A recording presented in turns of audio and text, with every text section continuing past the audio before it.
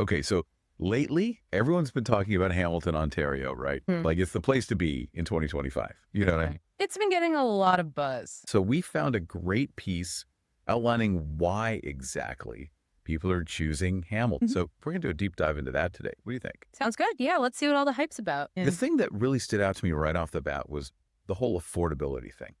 I mean, we all know Toronto's housing market. Hopeful. Yeah, That's a lot, right? put it mildly. Exactly. But Hamilton, it seems like a totally different story. Totally. I mean, just to give you a sense, the average detached home in Hamilton is something like 40% cheaper than what you'd find in Toronto. That's huge. And that's got to be like a life changer for, someone who's trying to buy for the first time or maybe just wants more space. Oh, absolutely. Think about it. Instead of being crammed into a tiny Toronto condo, you could actually have a house, a yard, maybe even room for an office or like a guest room. Yeah, exactly. You can actually get some space for yourself. And you know what else? That kind of value, it's attracting investors too. They're starting to see that Hamilton's market has a lot of potential. And this affordability, it's not going to last forever. No, it's not. It's hot, hot, hot. So we got the affordability thing down. But people need more than just a place to live, right? Mm-hmm. Got to have jobs. Of course. And that's actually another really exciting part of the whole Hamilton story. You know, it used to be that people just thought of it as this like bedroom community for Toronto. Right. But it's not that anymore. Not at all. It's got its own thing going on, a real thriving economy, and some sectors in particular are just booming. Okay, so tell me, what are we talking about here? What sectors are taking off? Well, I mean, it's funny, right? We all think of Hamilton as this steel town. And yeah, that was a big part of its history. But now you're seeing these innovative tech companies like Mosaic and L3 Harris Technologies. They're really shaking things up, bringing in talent, investment, the whole nine yards. Oh, wow. And then you have the healthcare sector, which is already huge here with the Hamilton Health Sciences Network. I mean, thousands and thousands of people work there. Yeah. And they're doing some really cutting edge stuff. So we're talking cutting edge industries, established players. It's like a really good mix. Exactly. And then there's McMaster University, which is, I mean, this is big. It's a top-ranked university in Canada, major research hub. They're attracting some of the brightest minds, both as students and faculty. I was just going to ask about education. That's got to be a big factor for a lot of people, especially if they're thinking about starting a family. What's the school scene like in Hamilton? Are there good options? Oh, yeah, absolutely. Hamilton's got some excellent public schools. They're consistently ranked really well in those provincial assessments. Plus, there's a good mix of specialized programs, different kinds of schools that fit different learning styles. That's a big, big plus. You know, it's not just a one-size-fits-all approach to education. And for families who are maybe looking for French immersion or other languages, are there options for that? Oh, yeah, definitely. There are a good number of bilingual schools as well. So, yeah, Hamilton's really got something for everyone. Okay, so we got affordability, jobs, schools. That's a really solid foundation. But I got to ask, is there anything fun to do in Hamilton?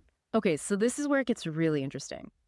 I think a lot of people still have this image of Hamilton as this, kind of gritty industrial city. Right, the old steel town, yeah. Exactly, but that's changing rapidly. And is. Oh, yeah, it's a total transformation. Like, imagine this.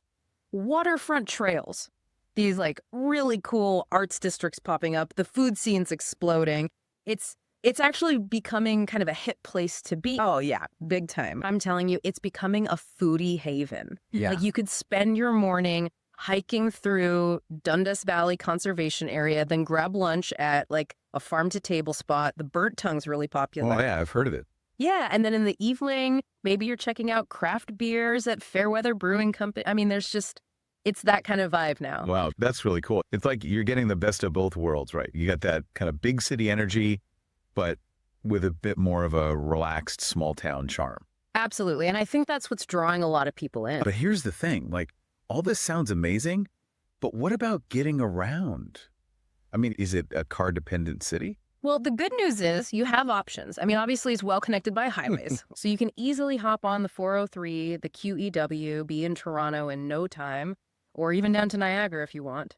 But you also have a decent public transit system. The train, for example, that'll take you straight to downtown Toronto. So theoretically, you could live in Hamilton, work in Toronto, still be home in time for dinner. Exactly, and without having to deal with the crazy Toronto traffic every day. That's pretty appealing. It is. And the other thing to keep in mind is that Hamilton's not standing still. They're actually investing heavily in public transit. Like, they're expanding the LRT. the light rail transit system, which will make it even easier to get around the city itself. Plus, they've got Hamilton International Airport, which is super convenient for, weekend getaways or if you're traveling for work. It's really cool to see a city that's like thinking ahead, planning for that growth. Definitely. Okay, so let's recap here. We got affordability, job opportunities, a really cool arts and culture scene, good schools, convenient transportation options. It sounds like a pretty great package. It is. I mean, it really makes you wonder, like with all these factors coming together, what's stopping people from considering Hamilton? Yeah, that's a great question. I think for a long time, people had this perception of Hamilton that was maybe a little outdated. But now, I mean, it's definitely worth a second look. It really is.